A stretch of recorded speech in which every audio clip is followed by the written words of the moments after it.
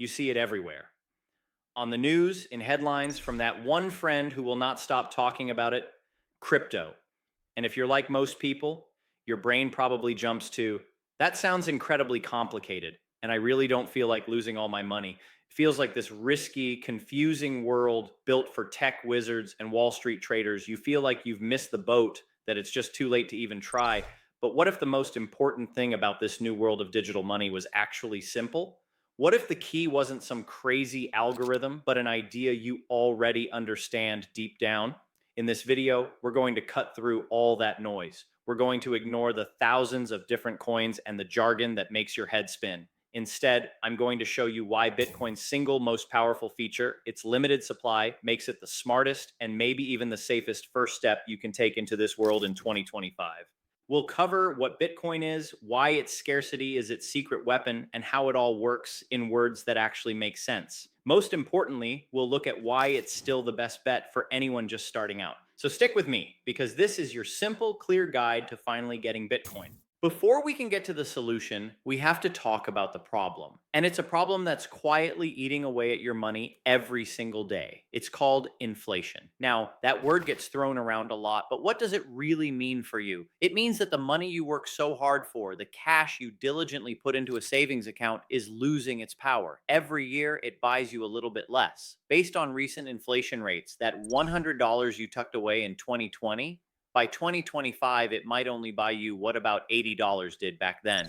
That's a 20% haircut on your savings in just 5 years, and you didn't do a thing. Think of it like you're running on a financial treadmill. You keep saving money, but the speed of the treadmill, inflation, is cranked up, forcing you to run faster and faster just to stay in the same place. So, why does this happen? Well, in our current financial system, governments and central banks can create more money out of thin air. And when there's an economic crisis or a downturn, that's often the go to solution. Just print more. For example, the US national debt has climbed to staggering levels, sitting around $35.7 trillion dollars as of late 2024.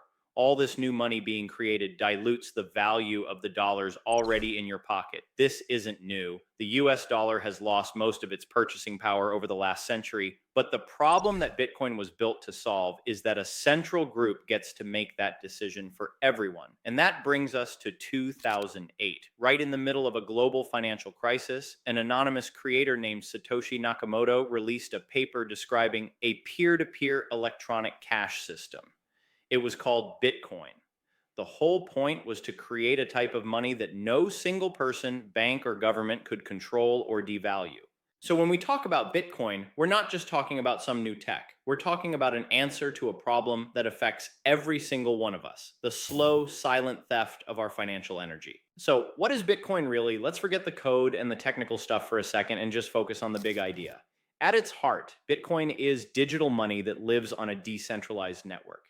Digital money is easy. It's just money that exists online, but that decentralized part, that's the revolution. Unlike dollars or euros, which are controlled by central banks, Bitcoin has no boss. There's no CEO of Bitcoin, no headquarters, no government that can just decide to print more of it. Instead, it's run by a massive global network of computers, all working together. This is why you hear a lot of people call Bitcoin digital gold. Think about gold for a second. Why have we valued it for thousands of years? You can't do a whole lot with it. We value it because it's scarce. You can't just print more gold. You have to spend real energy and time to mine it out of the ground. And there's only so much of it on the planet. Bitcoin was designed to work the exact same way, but for the digital world. And this brings us to the most important number in all of crypto, 21 million. The code that runs Bitcoin says there can only ever be 21 million Bitcoins. Ever. That number is set in stone and can never be changed. That's the core of what gives it value. That's a world away from our traditional currencies, where the supply is basically infinite. Central banks can fire up the money printers whenever they want, which, as we just saw, leads to inflation. With Bitcoin, the rules are fixed. We know the total supply. We know roughly how many are out there right now, and we know exactly how fast new ones are being created. This predictable, verifiable scarcity is what makes Bitcoin a totally different kind of asset. It's an asset built on the timeless principle of scarcity, just like gold, but designed for our modern world. Okay, so there's a 21 million coin limit. That's step one. But to really get why this is Bitcoin's superpower, especially now in 2025, we need to look at two things. basic supply and demand, and a special event baked into Bitcoin's code called the halving. First, let's jump back to high school economics. When the supply of something is limited and fixed, but more and more people want it, what happens to the price? It goes up.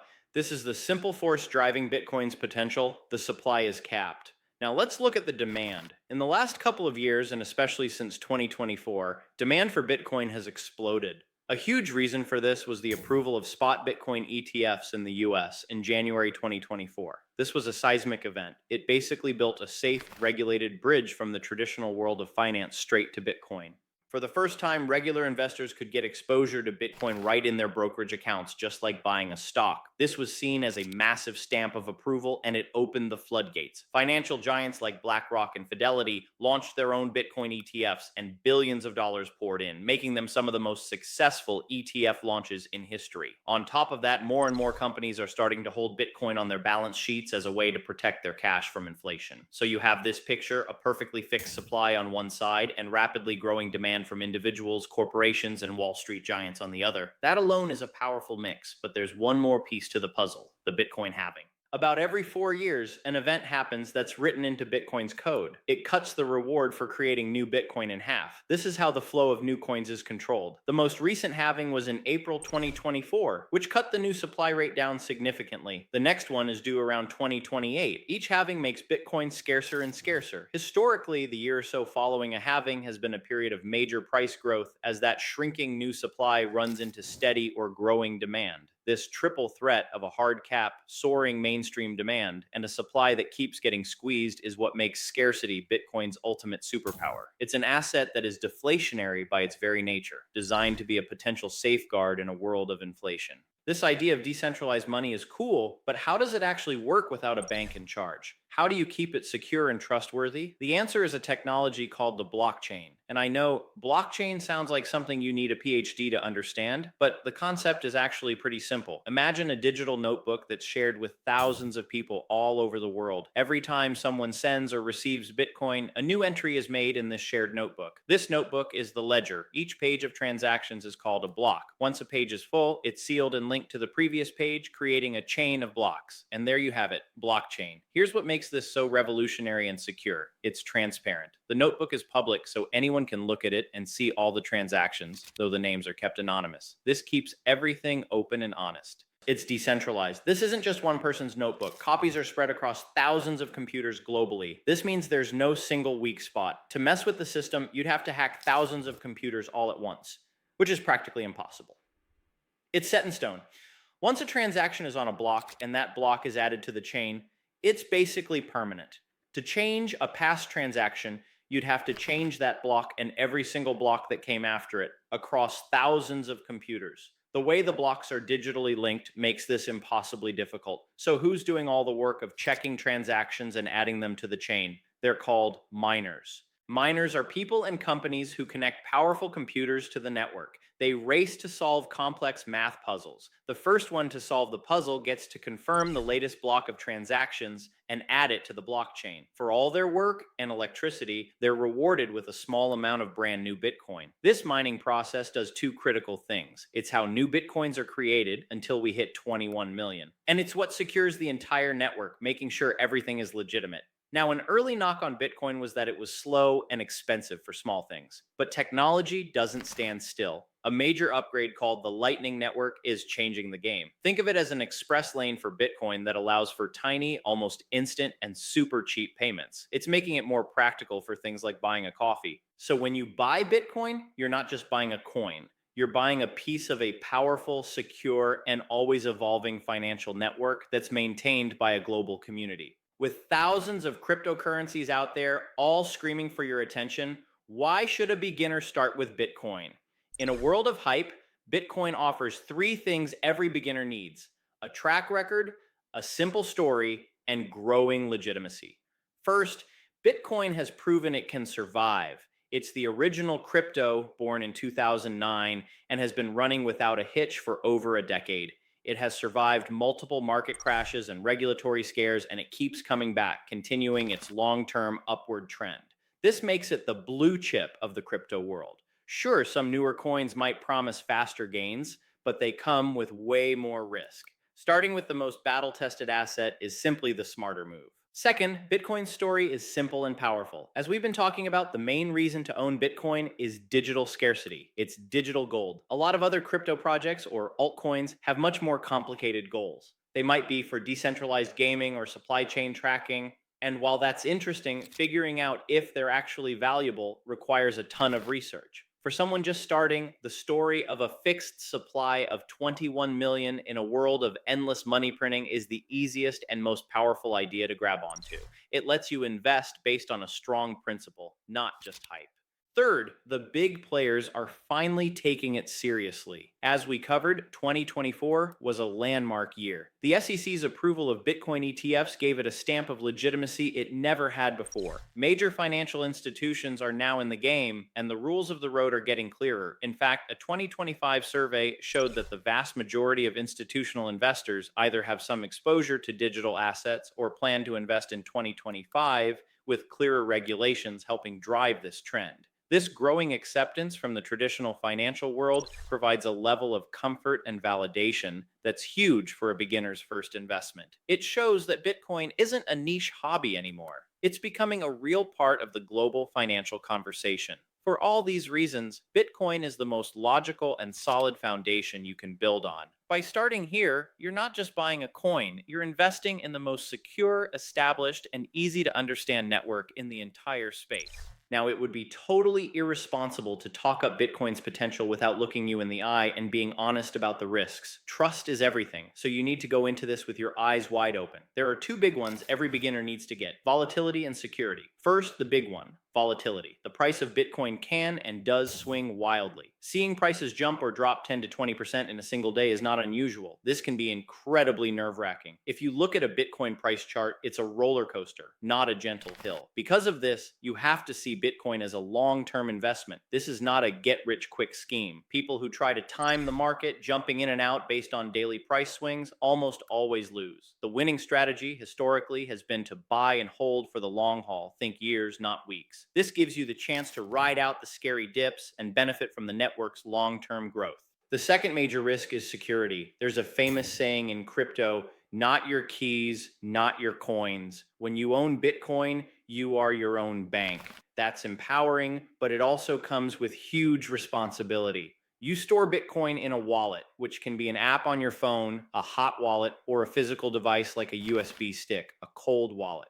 Your wallet is protected by a secret code, your private keys. If you lose those keys, your Bitcoin is gone forever. There's no 1-800 number to call. Likewise, if someone steals your keys, they can steal your Bitcoin. This is why you must learn about safe storage before you invest any serious money. This all leads to the single most important rule of investing in crypto: only invest what you can afford to lose. I'm going to say that again. Only invest what you are truly prepared to lose. This is a high risk, high reward world. Before you put $1 into Bitcoin, you should have your financial basics covered: an emergency fund, high interest debts paid off, and some traditional investments. Understanding these risks isn't meant to scare you off. It's meant to empower you to be smart and safe. And if you've made it this far, you get the problem, you get the solution, and you get the risks.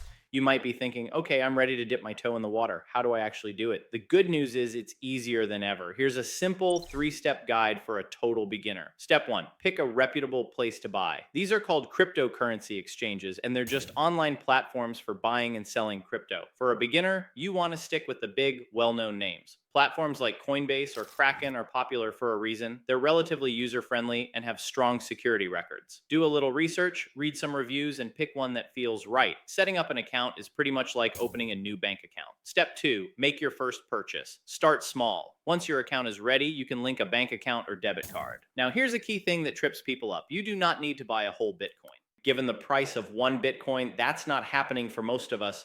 Bitcoin can be divided into 100 million tiny pieces called Satoshis. This means you can start with whatever you're comfortable with. You can buy $100 worth, $50 worth, or even $20 worth. The goal here isn't to get rich overnight, it's just to get your feet wet and see how the process works. Starting small is the smart way to learn without the stress. Step 3, think about security. After you buy your Bitcoin on an exchange, you have a choice. You can leave it there, or you can move it to a personal wallet that only you control. For a very small amount, leaving it on a big, trusted exchange is pretty simple and generally okay for a beginner, But as your investment grows, you should really start learning about setting up your own wallet. As we talked about in the risk section, this is how you truly own your Bitcoin and become your own bank.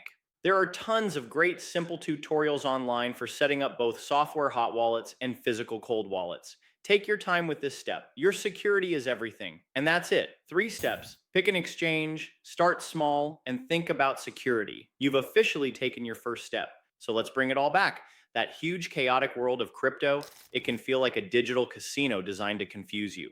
But I hope you now see that the idea behind the original Bitcoin is actually incredibly simple. In a world where our money is designed to become weaker over time, Bitcoin offers a different path, a global, secure network that has a finite, predictable supply. Its value isn't based on hype, it's based on the timeless, powerful idea of scarcity. With big money and institutions finally getting on board, 2025 is a fascinating time. The bridge from the old financial world to this new one has been built, making it more accessible than ever. This isn't about a lottery ticket. It's about taking a small, smart step to protect your savings and to own a piece of a groundbreaking new technology. It's a long term game.